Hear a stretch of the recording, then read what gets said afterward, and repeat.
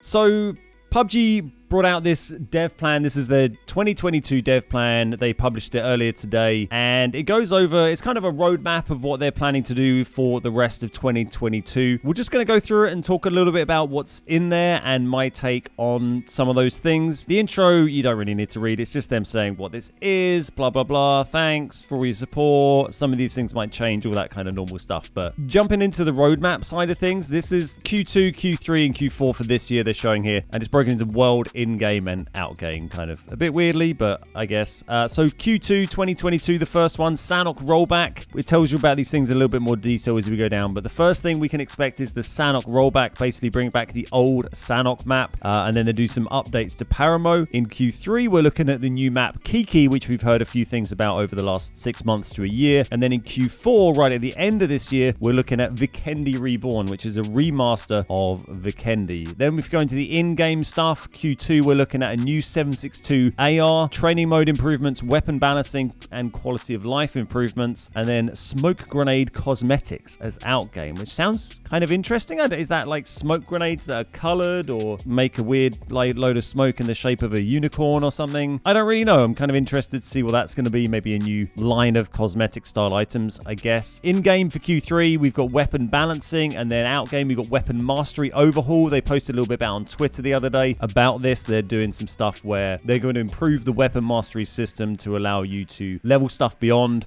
level 100 basically and get some different rewards for doing so. Sounds very interesting. It's going to be a while to wait till we get to Q3, but that is coming. Customization improvements and BP income balancing, which would be welcome because BP has been kind of useless for quite some time. As for Q4, we just already said about Vikendi, and then you got the Kiki update. So once Kiki comes out in Q3, they'll do some updates for it in Q4, and then the outgame stuff, arcade mode overhaul, shop improvements, new social feature, and shop gifting, which sounds quite interesting. If you can send people items in the shop, it might be quite fun and quite a nice new addition. But it goes through these things in a little bit more detail as we go further down. This is the Sanof rollback. They're basically saying how they've tried to change Sanof over the years in different interpretations, and people have often said they kind of preferred the original, so they're just going to roll it back to the original, I think. I guess they've kind of probably made some tweaks and optimizations and stuff, I think, but it's basically going back to its original form, which is going to mean original boot camp, the lobster building, going to mean original ruins, which is going to be amazing. I can't wait to drop ruins again. It is my favorite drop. Original docks, which is really fun, and all sorts of interesting stuff. So that's cool to see. I wouldn't have minded like a bit of a hybrid of the two Sanoks, but sure, old Sanof was cool. So I'm pretty down with that. That is expected to be between April and June this year,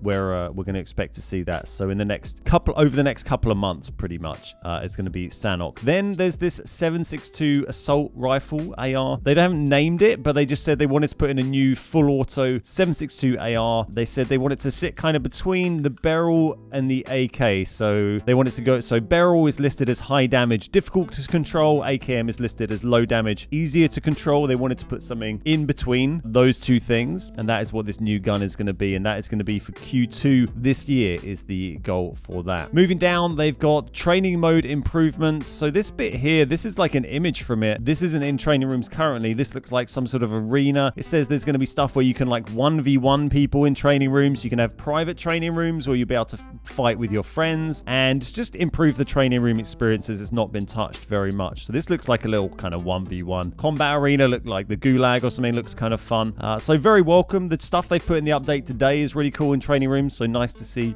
some new stuff, coming in the training room system. It tells you a little bit about all that stuff down there. Moving down, we've got the Paramo World Sub update. What is it called? Sub update? Oh, it's because it's a partial update? I don't know. They're doing some changes to Paramo basically to improve it as a playing space, to make it a bit more balanced. That is going to be some stuff they're going to do. I think this is still in Q2 of this year. Moving down, some quality of life stuff. This was kind of interesting to read, so I almost kind of skipped over it, but it says PUBG has inconvenient elements by nature as a realistic battle royale, such as being unable to use heal and boost items in a vehicle driver's seat, or having to guess the perfect timing of a cooked grenade, right? Okay, those are things you can't do in PUBG, or, you know, you have to, rather, they're tricky things that you have to learn. And then it says, therefore, we want to find places we can reduce inconvenience without affecting core gameplay through systems such as the UI by providing the info players had to learn from experience. And what that says to me is that you might see things pop up, like if you try to med whilst you're driving, you might see something pop up and tell you that you can't do that, rather than it just not letting you do that. It worries me a bit for the grenade one. I hope it doesn't give you like an actual timer on screen. I feel that's dumbing it down a little bit too much. I like, you know, having to predict that. So I hope they don't put something in that's like a grenade count, kind of cook countdown. That would be disappointing. But this is just guessing really about what they might mean by those changes, trying to help new players learn stuff. So that was Q2. Moving down to Q3. This is July to September this year. We're looking at the new map Kiki finally arriving. Unique in its diversity, featuring not only crowded cities full of near future buildings, but vast grasslands, dense swamps, and more. So it's going to be an 8x8, lots of tall buildings, some interesting new features, and some big open areas as well. You can see a few pictures of it down here. You can see some big tall buildings. It mentions there's going to be a bit like Haven in the way you can get up on top of tall buildings, lots of parachutes on top of them. There's also going to be a new item, which is, I think they call it a quick ascenders, so you can quickly get up buildings. I think this is going to be a bit like in Battlefield, where you go up and like boop onto a zip line, it flies you to the top of a building very quickly. I guess it'd be something like that, so you don't have to run up like, you know, 30 flights of stairs to get to the roof. And they also mentioned that not every building is going to be like completely accessible, so it might just be roof access only, rather than there be like 20 floors of like little bitty rooms to go through. So sounds interesting. There's also going to be an airboat, which is not that thing, that's just a sunken boat. There's going to be an airboat, so you can use that on the marshes, on land and sea, which sounds kind of fun. And yeah, it's, you know, sounds interesting. So that's coming out, they hope. I mean, it's already been delayed a couple of times, but July to September, so we'll see. Hopefully by the end of the year we will have the new map Kiki come out, the 8x8, and that'll be you know, hopefully quite an exciting time for PUBG. First new 8x8 for, well, since Tago. I guess Tago's an 8x8, isn't that old, but you know, a new 8x8 will be pretty welcome. Tago, I think, was a success. So they also mentioned for Q3 we're looking at the weapon mastery overhaul. I mentioned that a little bit earlier, making it so you can basically do stuff beyond level 100. You can kind of prestige when you get to 100 and it goes back to 1, and then you unlock like something cool. Weapon nameplates and things that pop up when you kill someone. It will show like an interesting nameplate if you've leveled up your weapon and that kind of stuff. So that's gonna be really nice. I think there's a bit of a lack of progression and little things to kind of work towards in PUBG. So weapon master overhaul, definitely very welcome. And then as we go down to Q4, October to December, they're gonna do a big overhaul of Vikendi, completely reworking it by the sound of it, and that is going to be something we're going to see at the end of the year. There's also going to be an arcade mode overhaul. Arcade mode got introduced and then nothing done to it basically since it came out, apart from changing slightly how you can choose guns to make it a little bit more flexible. So they're going to make some arcade mode changes at the end of the year. So, you know, that's very welcome as well. It's a long way away. It's also worth keeping in mind that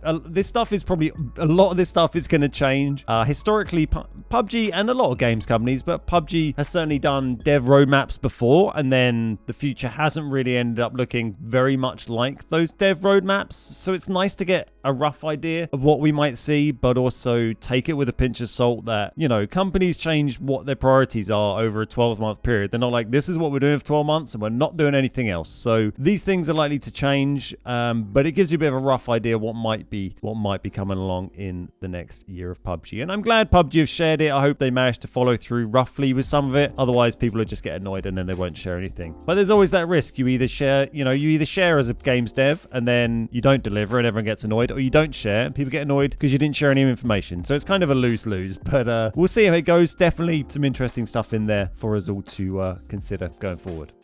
I just wanted to drop you all a quick message to tell you about our PUBG creator code. As a PUBG partner, we have a creator code which you can add to your account, which means whenever you purchase anything in game, PUBG will give us a commission. Whether you're buying season passes, G-Coin bundles, or anything else that requires cash in PUBG, if you have our code added, then you'll be helping us out without costing yourself a penny extra. It's a great way to support the channel, and it really does help keep us making PUBG content for you. Plus, it's easy to set up and you'll only ever have to do it once. To add our code, first visit accounts.pubg.com and then log in or create an account. Once you've logged in, connect your Xbox, PlayStation or Steam account on the linked accounts tab, then go to the Creator Appreciation Program section and type the Beard Guys into the box or find us from the drop-down list. Then just click submit and you're all done. A massive thank you to everybody who has used our code. Your support is absolutely vital for us and it really makes a huge difference.